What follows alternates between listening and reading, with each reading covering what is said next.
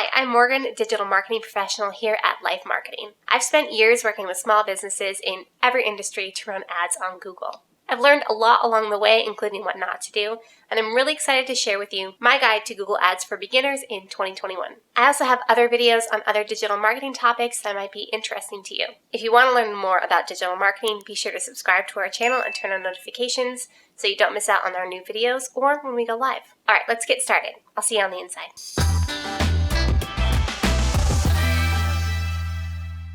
So since you found this video and you're watching it, I'm going to assume that you know how important it is that you advertise on Google. So because of that, I'm not going to spend a ton of time going over statistics or talking about why you should. Instead, let's talk about what I'm going to cover in today's video. The first is how to set up your Google ad account and create your first campaign. The next section will cover ad group setup and your keyword research. In the third section, we'll create our ads, and I'll show you how to do that with step-by-step instructions. In the fourth section, we'll go over your Google Ads dashboard. That way, when you're checking in, you know what you're looking at. In the fifth section, we'll look at your tools and your settings. And in the final section, we'll talk about campaign optimization. Now, before we get started, I do want to say that Google has worked really hard to make advertising on the platform much more accessible to beginners than it used to be. If you've ever been on the Google Ads Manager before, you may know that sometimes it can be downright scary, honestly. One of the best new things that Google has come out with is smart campaigns. Now, if you're a local business or you sell online, you can use smart campaigns, and they're really nice for beginners. This will actually be the default route that Google will take you through if you go to set up a new account today. What Google would like you to do is create your account and set up your new ad all at once. That way you can just start spending money on the platform. Google claims you can do this all within 15 minutes, and you really can. Let's talk about setting up your Google ad account and your first campaign. Now, I'm going about this process assuming that you're new to Google, and I'm going to go over some things that I notice a lot of people missing. Some of these things can affect your ad performance, so don't skip this part, watch this all the way through. Okay, so we're going to create an account like we've never had one before. First, you need to have an email address and the URL of the website that you're going to be advertising for. Now, if you don't have email, Gmail is free and you can set one up in just a couple of minutes. Then you'll go to ads.google.com. Select the Add New Account and you'll be taken to this page. This is your default flow. There's an option to switch to expert mode at the bottom, and that will take you through the old Ads Manager that people like me learned on. So if you're more comfortable there, you can switch down at the very bottom. I'm not going to do that for the sake of this tutorial. Now, next you'll choose what you want to promote. I'm going to select website because that's usually what I do for clients. Click Next. If you have a Google My Business account and you're logged in, Google may show you how to connect these two things so that your ad account and your Google My Business are working together. This will autofill a lot of the information for you and kind of speeds up the process. So if you do have a Google My Business, I recommend taking the time to connect these now. You'll click Next if you have this option. Now, enter the business name that people will search for you by here. This isn't like an internal name just for you. Keep that in mind. Next, you'll enter your website URL. This is where you want people to go once they've clicked your ads. Now, Google will scan your website and display it to you just to double check that they've got the right place. Confirm that they do, and then click Next.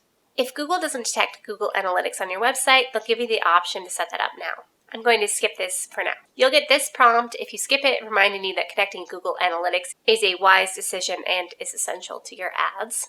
You can connect your existing Google Analytics account here, or you can be a renegade like me and skip. Next, you're going to pop right into ad creation. Remember, this is a quick start flow, so it's just going to zoom you right through. If you have good copy on your website already, Google may actually fill in pretty good ads for you. Now, of course, you can edit any of these options just by clicking into the field, so make sure that they're all polished and you like everything before you continue. Now, if you have a phone number that people can call and you like to take calls, then I suggest including this option for you. You can add the call extension to your ads, and I found that it works really well, so use it if you have it.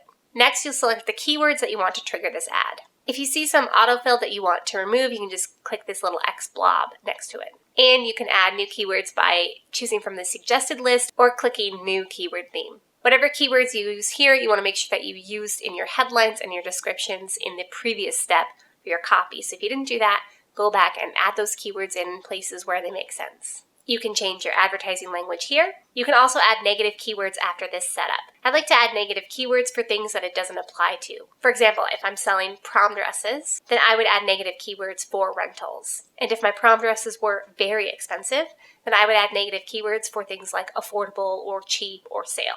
After you add those, click Next. Now you choose your geographic targeting, or you can enter your address if you have a physical store for location targeting. Remove any suggested locations that you don't like by clicking this X blob again. And when you're happy with your targeting, click Next. This is where you'll set your budget. Choose from one of Google's suggested budgets if you'd like. Notice the daily average, monthly cost, and estimated monthly clicks here. Or you can enter your own budget if you have that. I like to play around with the slider just to see how much results change. It can help you make the decision whether you want to pay a little bit more for a few more conversions or not. Click Next. Now you'll review your campaign and prepare to publish, and click Next again. You'll enter your payment information and your organization info here, and click Submit. Now this is how you'll set up your first campaign if you go through this flow with Google when you set up a new account now. But you don't have to run this campaign at all. Don't feel obligated or locked into it. Once you're in there though, you're going to be making your new ads. You're going to be adjusting those ads in the Google Ads Editor. Let's look at your campaign structure a little bit. Your campaign houses ad groups, and in ad groups you have your individual ads. Your ad groups share a budget, location targeting, and other settings. Now you can organize your campaigns in whatever way that you would like, but most businesses will organize their campaigns separating them by product or service or advertising goal or objective for the company. You can use campaigns to run your ads in different locations or using different budgets. Now you can have multiple campaigns in your ad account, and each campaign can have multiple ad groups, and each ad group can, you guessed it, have multiple ads. At the campaign level, you can adjust settings like budget, language, location, Google network distribution, and more. But before I show you how to do that, here's a message from one of our co-founders about our new marketing classes.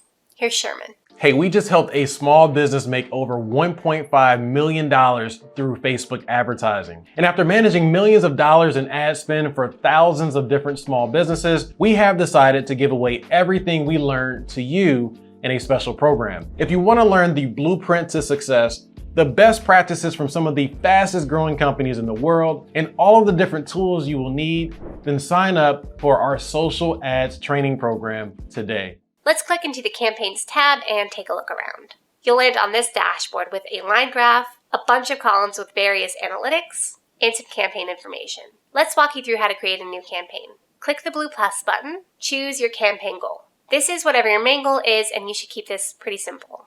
I'm going with website traffic, but choose whatever you need for your business. Click Continue. Now you'll select your campaign type. You may have different options here depending on which goal you choose. Click Continue again. Enter the URL that you'd like people to land on when they click your ad, and click our favorite button, which is Continue right now. Enter your campaign name and choose which networks you'd like to show your ad in.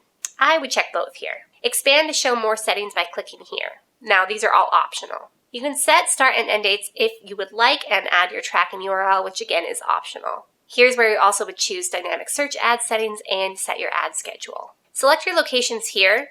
I would take some time to look at the targeting options before just zooming through. Next, enter the languages that your customers speak and that your ad will appear in. Make audience segment selections here. I like to check out the suggested segments because you can see their name, why it was suggested, and impressions so that you can make an educated decision on the spot. You can also browse if you'd like to see what else is available.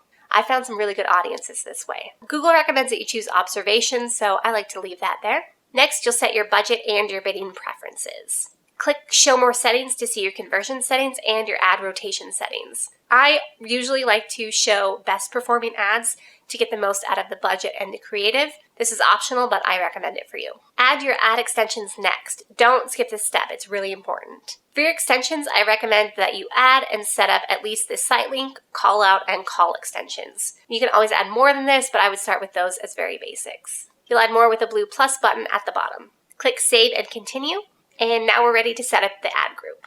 I'm going to walk you through that whole process in just a couple of minutes, so stick around for that. Let's look at editing a campaign.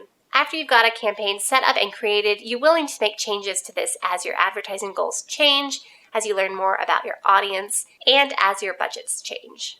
To edit a campaign, you're going to navigate to your Campaigns tab in the Google Manager, just like we did to create a campaign. Locate the campaign that you want to edit and check the checkbox next to the name. I know you may be tempted to click the pencil button because you think that's the edit button, but that will only change the name of the campaign.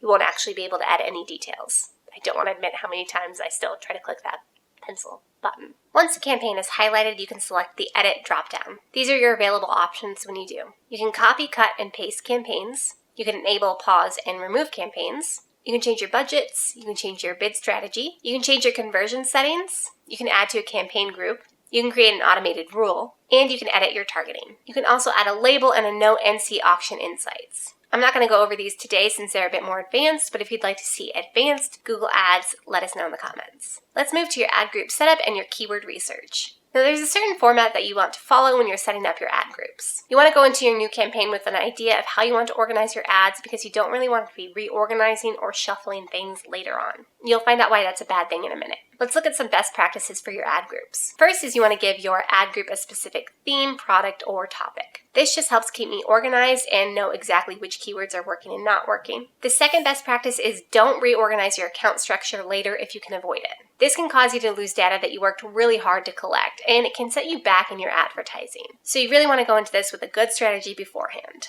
The third best practice is to put 3 ads in your ad groups at a minimum. I like to set up 3 ads and use optimized ad rotation. This will show your best performing ad first. I also like to make sure that one of my ads in that group is a dynamic ad so that I can get even more bang for my client's buck. The fourth best practice is to know your keywords beforehand. I like to know my keywords beforehand because I organize my ad groups based on keyword, but this isn't completely necessary for you. Speaking of knowing your keywords beforehand, let's talk about the keyword research tool that I love to use that's built into Google Ads. It's the Google Keyword Planner, which I'm sure you've heard of, and let me show you how to navigate there. Click the Tools and Settings icon in the top menu. Click Keyword Planner from the planning menu on the far left. Select your account if Google asks you to, and click Discover New Keywords. Enter the keyword and your website if you choose Start with Keywords, and Google will filter all of the suggestions through your website to make sure that they're relevant.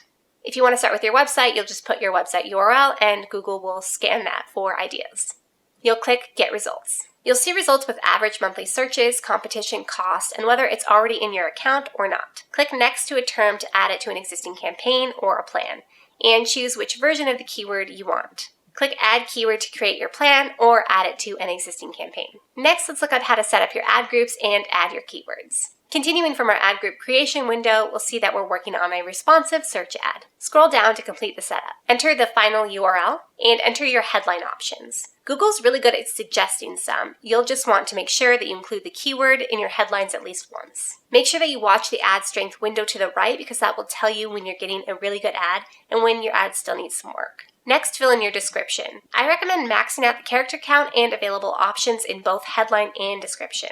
Also, be sure to use your keyword here as well, just like you do in your headline. You want to aim for excellent ad strength, so remember to keep your eye over here. Take a look that I got to excellent with my repeated use of the keyword or phrase. It's in each section that I can enter text. Click Done, and then you'll repeat that process for your next 2 ads. Remember that you should have at least 3 ads per ad group. I'll skip that for time's sake since you know the process. Click Save and Continue when you're ready. Now, if your ad looks good, click Review and Publish. Now that you know how to set everything up, let's look at your Google Ads dashboard. That way we can see results and feel comfortable navigating the platform. Let's look at Google Ads Overview and Navigation first. When you log into your Google Ads account, you'll land on the Overview page. This has a little house icon to help you identify that it's home base. And it's the place where you see all of the most relevant information for your campaign. Some of this information includes clicks and stats on your recent ads, ad groups, and campaigns, details about your audience and your placements, and some suggestions from Google. Let's go to your Recommendations tab next. The Recommendations tab houses your quality score and anything that Google thinks will make your ads perform better. Implementing these recommendations will increase your quality score. Now, your quality score is measured on a scale of 1 to 10, and there are 3 factors that Google uses to measure this score. The first is expected click-through rate, the second is your ad relevance, and the third is your landing page experience. Now, you can implement recommendations directly from this tab. You can also ignore them if they don't apply. Like sometimes my clients don't have a bigger budget, but Google knows if they spent more money, their ads would do better. Sometimes we just have to ignore those recommendations. Now, I like to check the Recommendations tab every couple of weeks to see if I can improve things. One of the best ways to improve performance without spending more money is by increasing your quality score. So keep an eye on this tab. Now you may see Insights. This is a beta program that you may or may not have access to, so I'm going to skip that for now. Next is Campaigns. This is where all of your campaigns are housed and where you can make any edits, create new campaigns, or stop campaigns from running.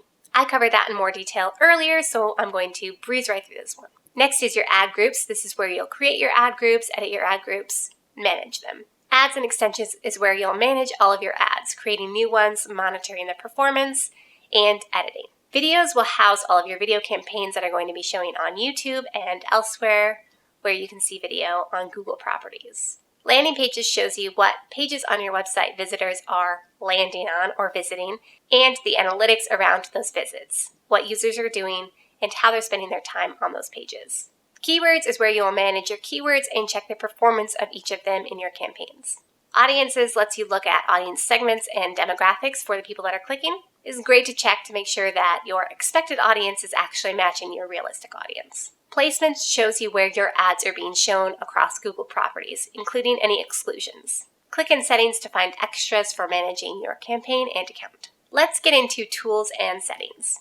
Now, if you don't use any of the tools and settings from this menu here, you're really missing out on the power of Google. This may be a little bit more advanced though, so get comfortable with the platform and everything. I'm going to show you basic walkthroughs and point you to any tools that you must check out. So there are 6 subcategories of tools under this option: planning, shared library, bulk actions, measurement, setup, and billing. Each of these subcategories also has its own options, so let's go over each of those. Under planning, we have the performance planner, which is great for future planning your campaign performances. This can help you forecast how well your campaigns are going to do in a couple of months. We have the keyword planner, which helps you research and plan keywords and add them to your account or to your plan for a future campaign. Next, we have the reach planner. This is specifically for helping you to grow your YouTube page. Then we have ad preview and diagnostics. Instead of Googling your keywords to try to see your ad and how it's looking on Google, you should check here. This will show you the versions of your ad that are being viewed now on Google, and if you have any issues, it'll outline these here as well. And the App Advertising Hub is for you if you've got an app. All right, let's look at Shared Library. So under Shared Library, we have Audience Manager, where you'll upload your audience lists and create your segments. Bid Strategies, so that you can check and manage your strategies across campaigns. Negative keyword list, so that you can make sure your ads aren't showing to people who they shouldn't be showing to. This also houses your shared budgets. You can use one budget across multiple campaigns if that makes sense for your business, and you'll do that here. Next, you have location groups. If your business has a physical location, you'll manage those here. And then your placement exclusions list. These are all the places where you don't want your ads to show. Under bulk actions, we have 4 options. The first is all bulk actions. If you have tons and tons of campaigns, this will be great for you. Rules is where you'll manage and add rules for your account, your ads, your campaigns, etc. Scripts is here, and this is changing, but you probably won't use these, so I'm not going to cover this. And uploads is where you will add or manage your uploads. Under measurement, we have 3 options. Conversions, so that you can set up and track your conversions across your ads. Google Analytics, which will actually open into a new window into the Google Analytics backend, that way you can check everything there. And attribution, where you can see your customer journey, where they're starting and where they end up. In setup, we have business data. This includes your data feeds or anything that you've uploaded. Policy manager, which will show you if any of your ads go against policy and your appeal history. Access and security, which shows you which employees you've given access to and is where you can give access to an agency if you work with one of those. Linked accounts is where you'll find all of your linked accounts like your Google My Business, your Google Analytics, etc. Preferences houses your account preferences like notifications. And your Google Merchant Center button will open up into a new window housing the Google Merchant website. And finally, let's look at billing. We have your summary, which shows you all of your payments and charges for your account. Documents will have all of your statements that you can download for taxes or bookkeeping purposes. Transactions lists out all of the times that your card was charged for Google Ads. Settings houses your payment details, your contact information, etc. And promotions will track any promotions. Sometimes Google will give you a certain amount of ad spend for free or give you some type of promo, and that's where you'll find these. Whew, I know that seems like a very long journey, but we made it, we're through, and I think you're ready to run your first ads on Google. Subscribe to our channel so you don't miss any of our new videos coming out. We have more topics from Google, more topics for advertising your business on social media, and you don't want to miss on any of these videos. Be sure to turn on notifications so that you don't miss out on our new videos, and check out our digital marketing classes online.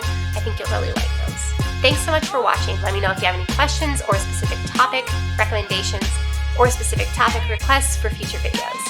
I'll see you soon.